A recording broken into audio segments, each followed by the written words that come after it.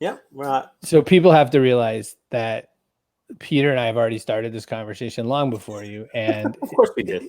it's not going to get any better or worse. Like it's really from launch of this conversation, we get better. The first thing I want to talk about, the first thing, because boy, we have to try to stay in some kind of rails. We are going to die. We idiots all lost our speaking jobs all at the same time. Could not bear to not be in front of people. So we all launched video shows like a bunch of fools. So there's at the exact same time as this, Laura Gassner-Otting is doing her, I think it's called Limitless Show or something. And Gary V's got Tea with Gary at this time. There's like all the kids. You've got a show. Joe Jaffe's got a show. And just the same, we idiots are on each other's shows. That's all we do. We did this in podcasting. We did this in blogging. We're just idiots in a circle. What the hell are we doing? This is some incestuous Roll Tide stuff right here. It's pretty much what we're doing. No question about it. It really is. No new hair color for today, Peter. No, Carrie, no new hair color for today. My regular hair is starting to come back in, as you can see. So, but yeah, it was pink. It was a dark red. It was black at one point. Oh, I'm liking it. Did I see kind of an aquamarine color at one time? Would that be I think so. At some point, I was probably blue. Yeah, I think that lasted about a week, and then it became seafoam green. So. Oh, I might have seen it right at the Seafoam, and I was thinking, that's a pretty retro look. That's a good look. I noticed that on your Twitter, you are driving people to that shank.mn/emails because, you've got a pretty awesome list and all that. That's more important to you than driving them to shankman.com. Has the website vanished in your world? Like in your mind, is the website not the home anymore? The website is still there. And in my mind, so tomorrow I'm getting on a plane, right? And I haven't written a blog post in about 3 months. Ironically, I haven't been on a plane in about 3 months. So, there's a reason you never see Hannah Montana and Miley Cyrus in the same room. Do the math. I do all my writing, all my blogging and things like that on planes. And so, you could probably expect some new posts. But, for me, it's that push out to the audience that I've sort of, I don't want to say mastered, but sort of gotten really good at giving stuff to them when they want it, how they want it, and not forcing them to go somewhere to get it. So it's right there where they are. I was so stunned when you said you were getting on a plane because if anyone knows Peter Shankman for more than 30 seconds, they know that amongst other things, he also gets to deal with ADD all the time, free. And one of the things about ADD is I said to him, my anxiety, because I get free anxiety as a side dish with my depression. If I had ADD, I would basically get to think of many more things faster that were bad. And and you said, yeah, sure. But I'll get on a plane. I'm okay. Square that with me. Like why, how? So there's a term in skydiving called hard opening. And when you jump out of a plane, you open your parachute, a little piece of fabric comes down the lines that the wind is trying to push up, but it's trying to pull down because the lines are opening. And that's called a slider. And it slides down to slow the opening of the parachute. Because if the parachute opened like that, you'd go from 120 miles an hour to 5 miles an hour in half a second and you'd break your back. I've done this. It hurts like hell. I broke 2 ribs. So normally the canopy opens about 5 to 7 seconds. I live my life at 1,000 miles an hour. When this whole thing hit, I was in Vegas 2 days before everything shut down. I gave a keynote. Everything went great. I came home. 2 days later, my next 15 trips around the world are canceled. My next 15 keynotes are canceled. Everything's going virtual. I have a Regis space in Midtown Manhattan to pay for, and I'm stuck at home, right? I'm doing, all of a sudden I'm homeschooling, which, by the way, my daughter's teachers have all lied to me her entire life. She's not a pleasure to have in class.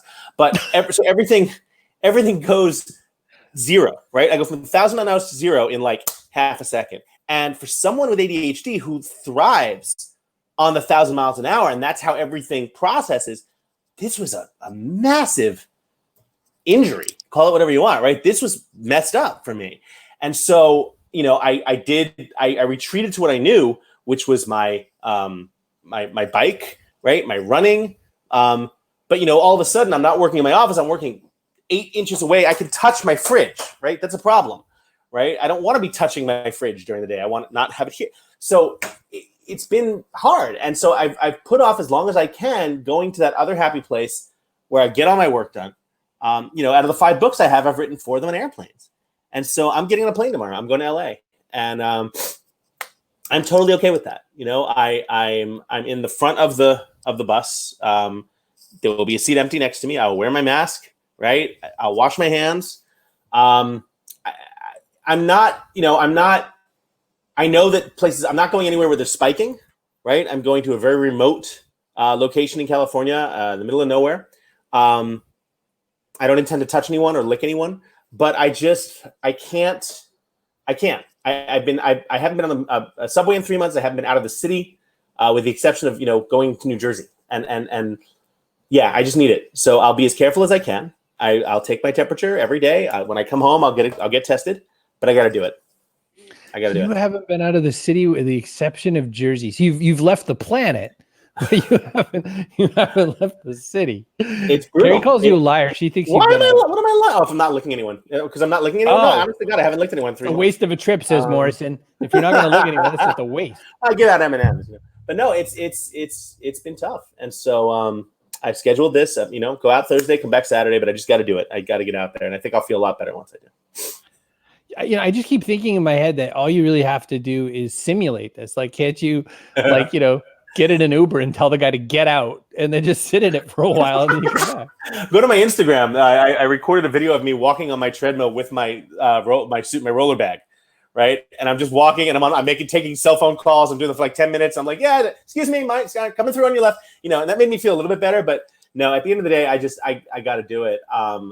I think it'll just be a nice recharge for me, because even the drop zone where I jump hasn't been open, right? So it's literally everything I do to save my life has been taken away from me, and it's been brutal. I mean, look, I'm fortunate. My parents are healthy. I'm healthy. My kid's healthy, but it's still been brutal. Just because that's okay doesn't mean it hasn't been tough. That's a very, very good sentiment for it all too. One thing I was thinking about is that you, like me, appreciate good comedy. And you take your stab at it all the time. The video is perfect. One difference is that I just make stupid jokes. I make dad level jokes endlessly. But you take some of your jokes and go from it's kind of funny to I bet I could do a little bit here, like getting on the treadmill. Talk about that. I enjoy creating content. This is all the shit I used to get in trouble for in school. I just had my 30th high school reunion via Zoom on Sunday night. I read that tweet. How did I suddenly not have any accomplishments? Not have any accomplishments. I have acne again, and I've gained 40 pounds. Right, but it's fun because all the stuff I used to do that got me in trouble in school has come back, right, and has become beneficial. Like, what would happen if I remember when I was 16 years old, I made an underground newspaper, right, in school because the Apple IIe had a program called Newsroom. Right. Where you could make your own newspaper. So of course I did. And I created stories about the teachers, and I remember getting in trouble for it. But it's that kind of stuff that I figured out a way to use to my advantage. I generate tons of content. Everything I do is content. The only thing I don't do anymore is I do not include photos of my child publicly anymore, because there are way too many fake Peter Shankmans on Instagram floating around. I'm just done. I'm actually talking to a colleague at the Times. I want a story about this, because I spend at least an hour a week going after and killing fake Peter Shankman profiles. It's ridiculous, and they're all photos of me and my kid, and it's disgusting. But other than that, I create content with everything I have, and I enjoy it, right? And some of it lands, and some of it's awesome, and some of it blows up, and some of it doesn't. But that's like any person who creates content, or any comic or whatever. The fact that I can get paid to do what got me in trouble as a kid never ceases to amaze me. So I'm going to share this for tons of dad jokes. Follow Peter on Twitter. Also, Carrie points out, Carrie in the comments, we call her around here.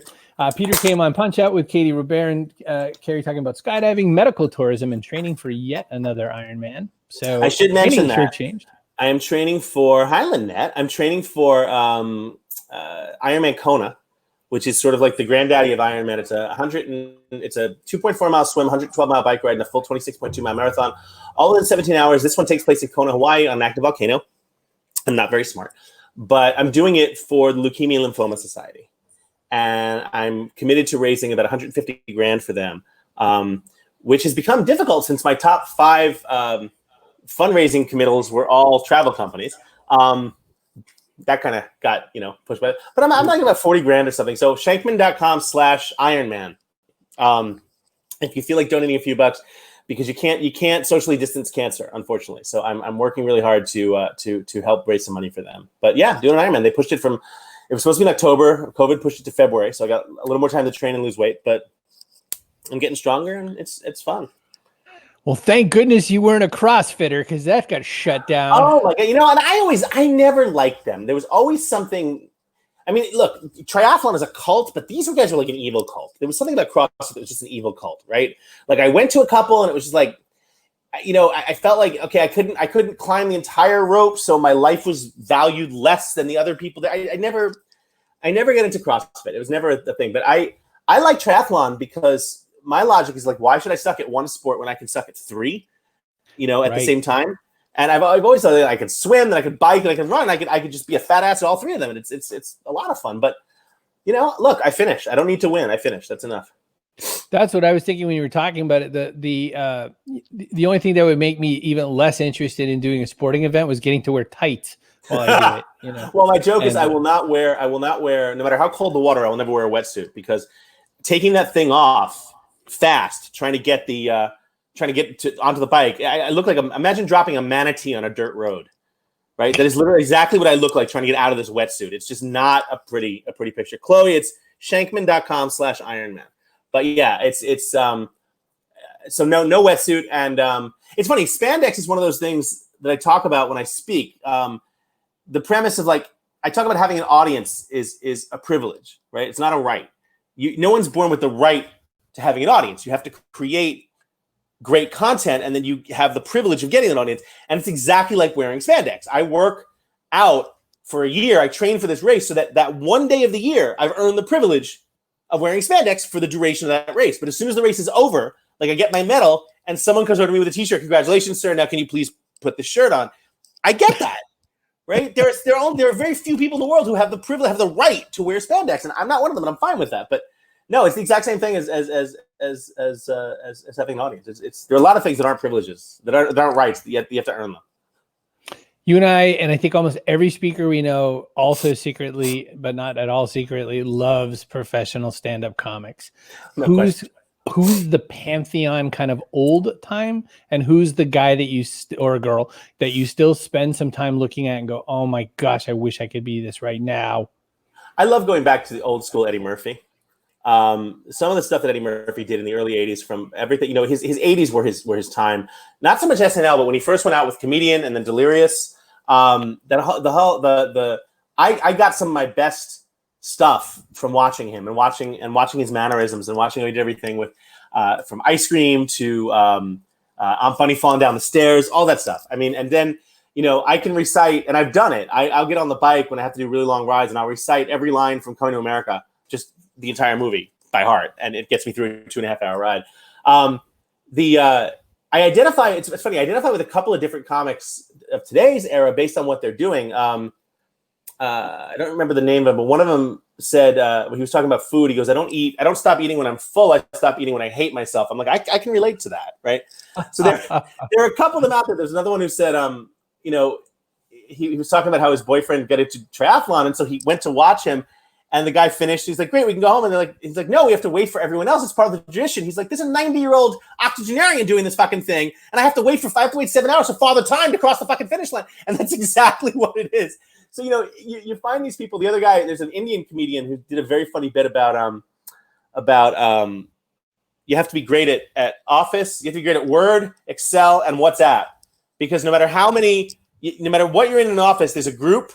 There's a group for the project you're working on, and then some idiot creates another group that includes everyone from the first group except the boss, right? But then someone goes into the first group and says something that was meant for the second group. So yeah, it's very, very funny stuff. But I think anything that makes me laugh, I think we just need it so much today, more than anything else we need. That's why half my Twitter is now dad jokes, honestly.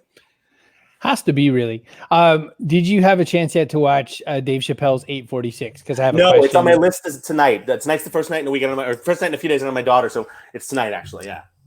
So two things about that. One was that I happened to be on Instagram, and I'm poking through stories. I have a kind of a rule about Instagram stories. If there's like 3 or 4 dashes at the top, I'm checking it. If there's 180 dashes, you're done. You're dead to me. Like, this is not a video camera. It's a clip. And my pal Raj Law shared the link to Netflix as a jokes account, which had the full thing on IGTV. Oh, wow. So for the first time in my life, I watched an entire show, and it's like a little less than a half an hour, about a half an hour. I watched the whole show on my phone. And I know you and I talk about that on stage, and people all use their phone, blah, blah. I don't use my phone. I'm a 50-year-old man. I need the screen. If I had an iPad that looked like a 60-inch TV, I'd use that too, right? Yep. So it was the first time I watched an entire show like this. That's point one. No real question. Point two, did you see Hannah Gadsby's Nanette? Because what happened there was that so many people like tore it apart. They were like, oh, this isn't comedy. This is a performance. It's a different thing. You're an idiot. You can't get 846 without having Nanette. And that's what I was going to talk about. Well, one of the things that I found out is that I have stopped. It's funny. There used to be people employed by newspapers. For the younger kids watching, there used to be people employed by newspapers whose only job was to like go see movies and go to restaurants and eat stuff and then tell us how it was and what we should do. And of course, with the advent of social media, they all lost their jobs. But, you know, I don't necessarily, I remember when I was in high school, there was a Broadway show that came out called Chess. The Chess are closer than ever. One of the Chess. And it bombed in New York, but it did great in London. And Frank Rich was at the Times was the theater critic at the time, and he killed it. And he is solely responsible for Chess dying in the U.S. And I remember I wrote my first letter to the New York Times editorial board. You know, like much like doctors have to go back to school so they don't kill their patients, perhaps Frank Rich should go back to school so he doesn't kill perfectly good Broadway musicals, right?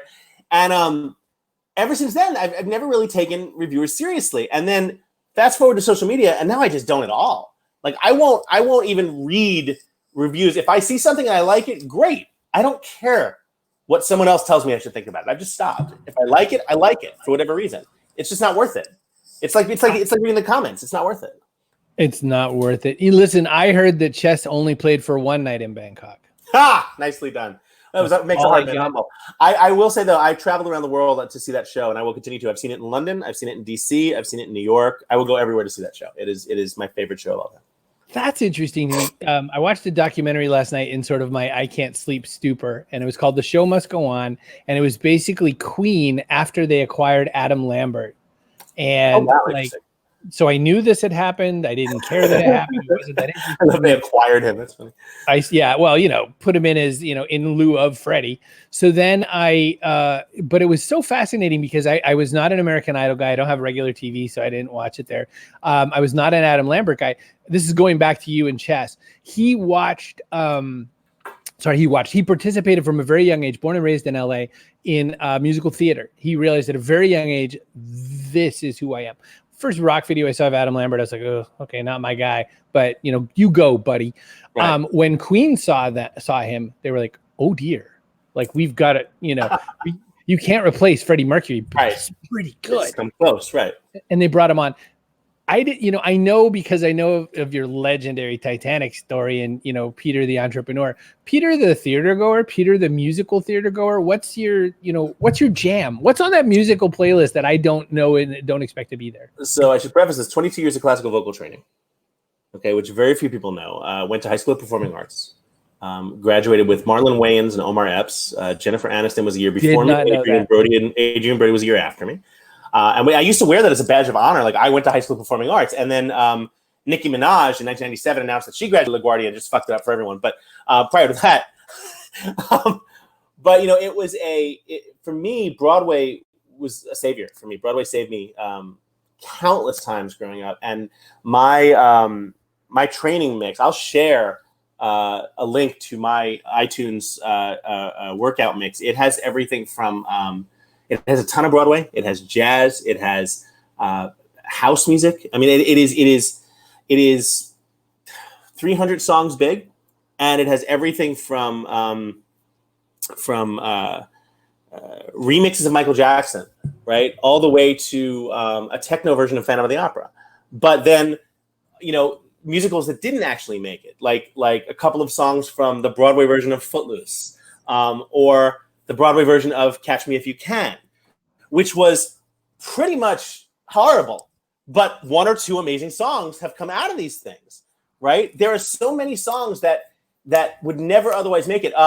Before Jonathan Larson did Rent, he wrote the book for something called a musical adaptation of Bright Lights, Big City by Bret Easton Ellis. And there is a song in Bright Lights, Big City that I will go from my usual 10.5-minute mile of sort of lumbering around Central Park. I'll fly into a 7-minute mile for those 4 minutes because that song is just so, right? And that's what music can do to you. And that's why I love the fact that I grew up with music. Both my parents are musicians, and were music teachers. And my dad's actually a Grammy-nominated musician. He lost to the Bee Gees in 1978 for staying alive, right? And his song lost to it. But you know, I remember we went to LA. I was 6 years old. I went to LA, and I didn't go. I stayed in a hotel room with a babysitter. But yeah, it was. I grew up with music, and music has saved me. When I was 14 years old, I don't know if I tell this. When I was 14 years old, I had a brain tumor, and I was in the hospital for a few months. And freshman year of high school, right? All your whole job is to be popular. I come back to school. I've been on prednisone for 3 months, so I'm like, just massive, like sort of mountain of fat. And I remember I had my Walkman, and I would play that Walkman into the ground, and it was the only thing that saved me. I could block out people making fun of me. I could block out all the pills I had to take. I could block out everything. It saved me. And so music has always saved my life. So everybody can totally associate with that sort of feeling. There's, we're all kind of the crowd of picked last in gym class. Let's be serious. Cheers to that. But, now that I have an absolute qualified musical professional here, who is, really consumed so much and all that, why did we need Cats the movie? And what's a jellicle? Can you explain either of those to me? A jellicle is a lovely pastry. It's made of fondant, a little bit of cream, and some dark cherries. But no, I have absolutely no idea why we needed the musical cat. I think we needed the musical Cats because we needed a balance for what we thought the worst possible thing in the world was before 2020. Right? So we thought, okay, it can't get worse than this. And then the universe is like, hold my beer. Here we go. Right? And so, I am imagining that before the end of the year, I mean, they're putting Hamilton on the Disney Channel next month, right? So I'm assuming before the end of the year, they're going to do something even worse because 2020. It's like if you're playing a video game and you levels of easy, medium, hard, and this year. So there are certain things that just didn't have to happen. But on the flip side, you look at something like the movie Footloose, right? Which is an iconic, amazing, best, just a phenomenal film. Kevin Bacon, Sarah Jessica Parker, John Lithgow, and you're like, well, God, why would they ever turn them into a Broadway musical? Yet there are 5 songs from that musical that are just off the chain.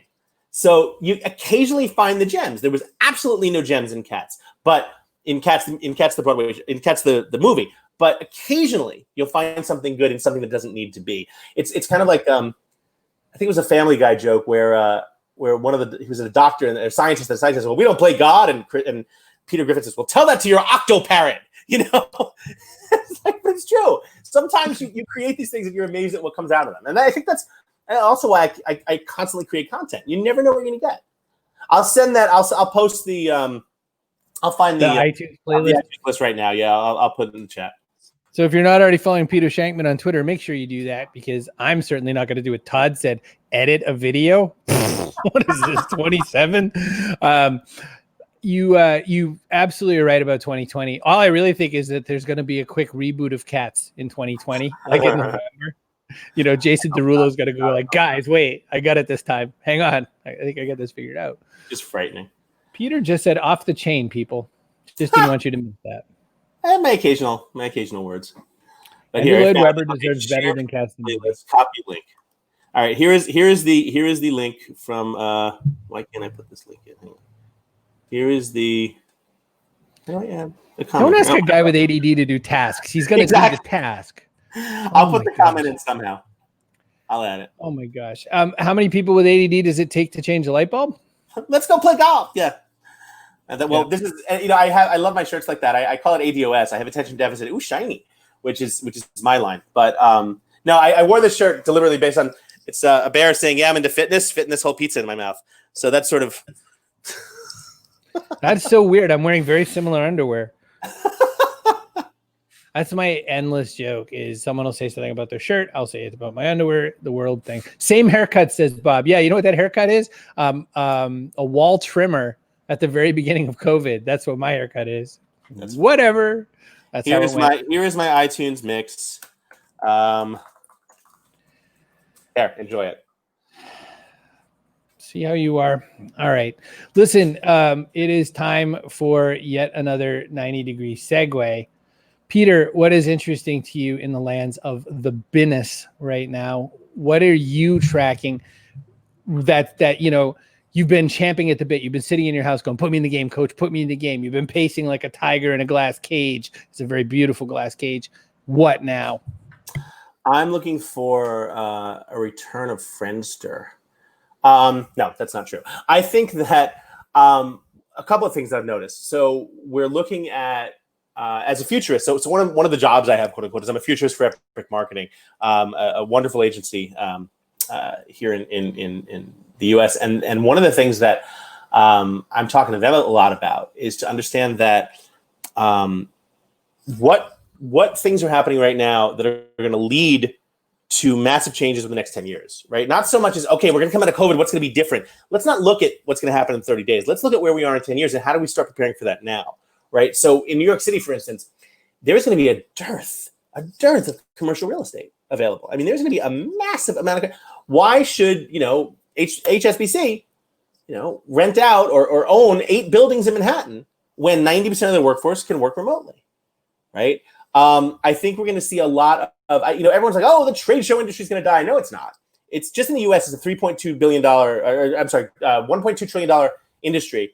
The trade show industry is not going to die, but I'm willing to bet that the trade shows that focus on doing virtual stuff as well are going to grow a lot more. So you might not send 300 of your people to the Game Developers Conference anymore or Mobile World Congress. Instead, you might send 100, and then you might put them into rooms where they're doing virtual communications with the rest of the team who's not there. So I think one of the, couple of the first companies that really come up with good virtual solutions, whether it's 3D, whether it's putting 2-pack in a room, whatever it is, that kind of stuff, we're going to see a lot of. I think we're also going to see, finally, we're going to see a lot of sort of new ways of thinking about what's fun, right? So we're not going to take 100 people and put them on a party boat and take them up the Hudson anymore, right? What are we going to do that allows for that social distancing and things like that? So it's going to be interesting. I'm excited. We're going to take them on a United Airlines flight and take them up the Hudson. I don't know. He landed south. It was down the Hudson. It was down. Sorry. Look, I never I'm staring at where it is. He literally landed right there. Right. If you were there earlier, you would have had the first iPhone photo instead of that other person. You would have beat the guy on the plane. You know where I was? I was on the U.S. Air flight. It was a U.S. Air flight. I was on the U.S. Air flight going to Charlotte that landed there 1 hour earlier. I was literally on. Clearly, you had a better pilot. I was on that flight 1 hour. Oh, I had the ducks weren't awake yet, whatever it was. But no, I was on that same flight 1 hour earlier. Same day. Sweet Christmas. All right. So now I'm going to make the 90-degree segue because what you just said about ducks weren't awake yet. You and I both have a predisposition to say jokes that'll absolutely get us in trouble. It's 2020. Like we're all stepping around landmines. People say, I don't feel that way. I don't feel worried about dumb jokes that I tell. Are you different? Are you watching how you speak or what's different? What's Shankman 2020 versus Shankman 2011? I think I've always been aware of, I remember I've gotten in trouble in the past 15 years that I've had any kind of public persona. I've gotten in trouble a couple of times. I've said things that, weren't perceived as funny, and everyone does. But I think that for me, I am who I am. And that hasn't changed so much. And who's spacing on his name because I'm tired. The British version of The Office. Ricky Gervais. Ricky Gervais said that, it's not about it's about the fact that not everything has to be. I can say a joke, and you can either like it or dislike it, and that's humor, right? It's not about you have to be socially aware, or whatever. It's humor hasn't changed. I'll say something. If you find it funny, great. If you don't find it funny, great. But on the flip side, there are certain things I don't need to wade into, right? I think that I don't need to wade into things I don't know enough about, right? I don't know enough. I'm trying to educate myself about what Black people are going through currently, and I grew up in New York City, right? I've had friends who are black all my life. I directed the gospel chorus in high school, for Christ's sake. The New York City Jewish kid directed the gospel chorus. But, you know, I never looked at it from that perspective. So I'm trying to educate myself in that regard. And that's something I would never feel comfortable joking about that. But, you know, on the flip side, I will take down Trump every single second I get. The guy is a buffoon. And it's never been easier to do it. And the funny thing is, I was talking about this with my daughter because we were talking about the president, you know, Obama and things like that. And she goes, well, did you like Obama? I loved Obama. She's like, well, what about the president before him? I'm like, I didn't like Bush Jr., but I respected him because at that point, you respected the office because he respected the office. And I said, that's what you have to learn, honey, is that the president currently doesn't respect the office, and you have to be respectful to get respect. Right. And so that was an interesting conversation with her because I've never in my life have I disrespected the office of the president until this idiot took office. And now you know, if someone else takes it over, better. But yeah, I'm done. And the other thing, I've stopped trying to convince people. If you want to be a racist, if you want to be a homophobe, if you want to support him, if you like putting kids in cages, great. But we're not going to communicate. And I'm not going to try to change your mind. You know, I used to. I'm going to make you see. Fuck it. It's not worth it. I'm not going to make you change your mind. You do you, but I want nothing to do with you. I can't. I support that. So it's really, I have to tell you something after I tell you something. So Steve Garfield just said, will you make fun of his walking down a ramp or drinking water? And I was absolutely doing that until this other person said, you know what? That kind of pisses on disabled people. And well, that's the thing. I won't make fun of it. Don't do that. I won't make fun of it from the fact that there's definitely something wrong. But if he's going to sit there and say, oh, no, I'm fine, and then he's going to mock disabled people, I'm going to mock everything else about him. Right? If he has a physical ailment or an actual, if he's suffering from Parkinson's or whatever it is, no, that's a horrible thing. I wouldn't wish that on anyone. But you know what? If you're going to sit there and deploy tear gas on fellow Americans, everything else you do is completely up for grabs. And, you know, the concept of, what was it? When they go low, we go high, right? Well, I've stopped going that high because the fact of the matter is there's no limit to how low he'll go, right? I mean, I will never, until the day I die, I will never understand why his candidacy did not end the second he mocked a disabled journalist. I will never understand that for as long as I live. And so I just, you know, I have my limits, but they have gotten a lot shorter. You know, to me, there's no winning a game of limbo with a guy who practices by going under a piece of paper. Exactly. I think that's the problem. That's a great line. So that's a big old quote, Kerry Gargone, but I had to throw it in there because I like the idea of Peter sliding down banisters. I can check and see if I'm paying Kerry, like as my publicist. I don't know how the hell she knows all this shit about me. She is absolutely the utmost best researcher on this earth or some of the other alternate universes. So I got to tell you something. I did not know your musical background. I had no idea your general appreciation of musicals. I don't know that I've ever even seen like a Wicked poster swing by your tweets or anything like that. Every time I skydive, I usually tweet out. So if you care to find me, look to the western sky. So when I was waiting for you, because, you know, you showed up and you know, I messaged you, here's the link. You go, fine, I'll be right back. And then you like 51 minutes pass, even though it's really only like 11. I'm by myself in here and I've got the video up and I'm singing to myself. I got the horse right here. His name is Paul Revere. And this guy says, there's no reason for this song to be in my head. Zero. So the galaxy said, Peter likes musicals, so you're going to sing a musical that you don't even know why you know the lyrics. The universe tends to unfold the way it should. Just last night, I taught my daughter the song "Let's Call the Whole Thing Off." So yes, I'm going to embarrass myself by saying I actually really like the Harry Connick Jr. version. It's not bad. It's not bad. I saw him live in the 80s, and it was like one of the best things I ever saw. And I thought, oh my God, this kind of music. I was born in the wrong era. And then I got super into metal and then 90s hip hop. So, you know, hey, on that running mix that I shared earlier, there was a Clay Aiken version of Bridge Over Troubled Water, which is pretty amazing. It's a phenomenal version. Clay is not unlike my Adam Lambert comment earlier. I absolutely have no at all knowledge of him. I just know that he's there. You know, there's a whole pantheon of singers have amazing voices who I've just categorized as, yeah, they have a good voice. Yeah. Peter, one sort of last-ish question, because knowing you, this could be, we could roll right out on this. Oh, yeah. You know, the best thing to deal with ADD, you don't have to finish a sentence if you just keep filling the minutes. You know, you don't even need the period key on the keyboard. That's what I've learned. So, Peter, when you just mentioned all your books were written on planes, that kind of a deal, 4 out of 5 or something. Also 4 out of 5 dentists choose dentine. Is that a coincidence? Peter, you mentioned that books are written on planes and that sort of a thing. Where are you? You read a bit. You mentioned reading during the quarantine. I have not read a single book since quarantine. I love reading. 2 reasons. One is I'm writing. And so if you're writing something, you get that fear you're going to accidentally write someone's book into yours. The other is that I have no brain for it. I'm playing Xbox and I'm watching YouTube and I'm watching documentaries. I'm doing everything but written words going this way. Where are you storing? Do you believe in books still? Do you believe in love after love? And are you capsulating? Yeah, I know. My bookshelf is over there somewhere. Jesus, Room Raider, come quick. I have. What am I currently reading? So a lot of things. I don't necessarily have a lot of time. A lot of reading again was done on planes, but some of the stuff that I am doing currently, I'm reading Call Sign Chaos. Call Sign Chaos, which was what's his name's tell-all about his time with Trump. But to be honest with you, a lot of what I'm doing, I don't ever get to spend this much time with my daughter. And so I'm spending so much time with her. So I've gotten surprisingly good at Just Dance 2020. So she and I. What's your go-to? Would you believe Another One Bites the Dust and Footloose?